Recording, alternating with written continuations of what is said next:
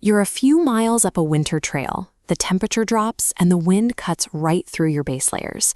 Stop to check your map or grab a snack, and the freezing air strips away your body heat.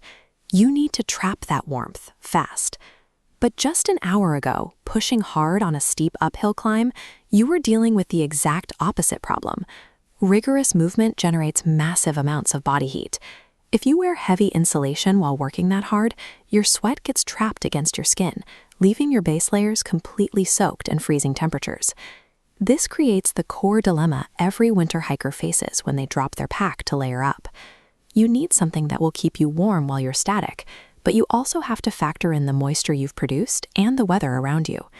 You have to choose between natural down or synthetic insulation. Retapers often present high loft down as the default choice for any cold weather mission. But wearing premium down in the wrong conditions can actually leave you freezing and vulnerable.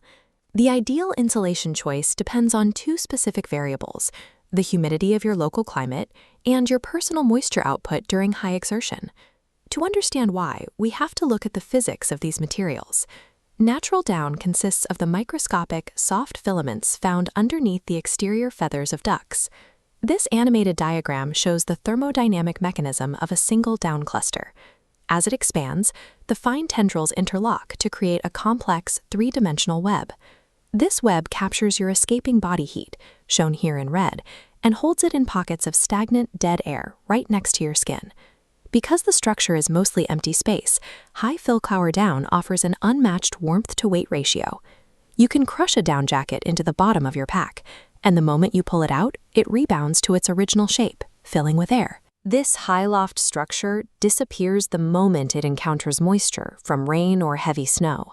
The keratin filaments absorb the water and clump tightly together. The air pockets vanish, the red heat indicators escape, and the material loses nearly all of its ability to insulate. Assuming you keep it bone dry, down has an incredibly long lifespan. The natural keratin protein is highly resilient to compression. If you wash it with specialized pH-neutral detergents and dry it thoroughly, a high-quality down jacket maintains its structural loft for decades. Down gives you the ultimate thermal efficiency for the absolute lowest weight penalty. But because it relies entirely on delicate, dry loft to trap air, wearing it in wet, humid conditions makes it a major liability. To solve the moisture problem, the industry developed synthetic insulation. These are human-engineered polyester fibers, specifically manufactured to replicate the lofty, air-trapping pockets found in natural down clusters. This side-by-side diagram highlights the core physical advantage of these polyester fibers. Because they are inherently hydrophobic, they absorb less than 1% of their weight in water. While the down cluster on the right shrinks and collapses, the synthetic matrix on the left stays rigid, deflecting the water. Because the fibers do not swell or collapse, synthetic material retains up to 90% of its thermal resistance and structural loft, even when the jacket is completely soaked. The primary trade-off is mass.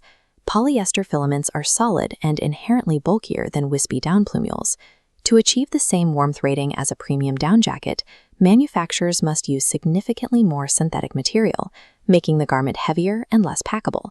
Synthetic fibers also suffer from mechanical fatigue. Plastic filaments have a limited elastic range.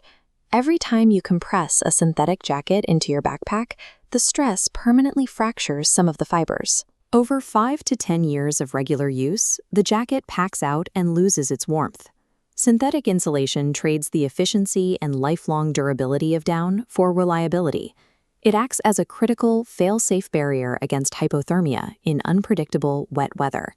External weather isn't the only moisture you have to worry about. The massive amounts of sweat you generate during a high-output climb can be just as dangerous to your insulation as a rainstorm. If you keep a traditional, highly insulating down jacket on while working hard uphill, your body vapor has nowhere to go. It condenses on the inside of the shell fabric, wetting out the down clusters and collapsing your insulation from the inside out. To fix this, outdoor brands engineered active insulation.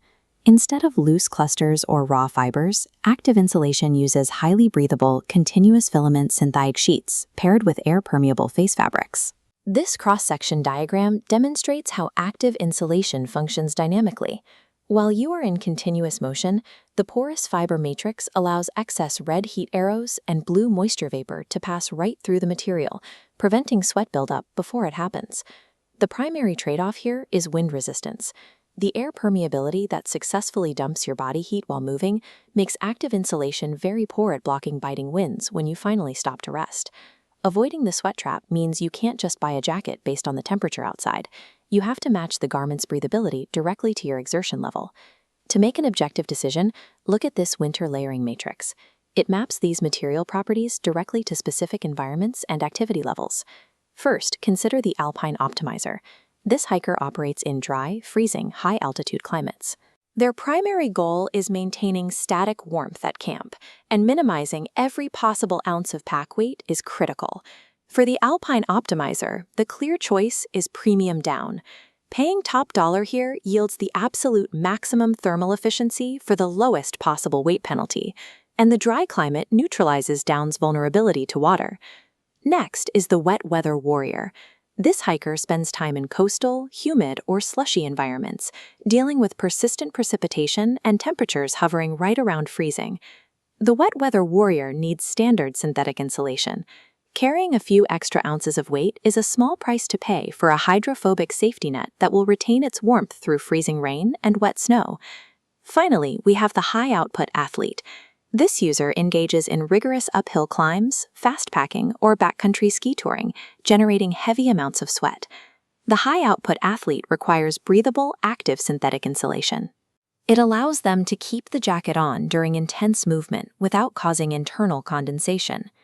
There is no universally perfect winter jacket.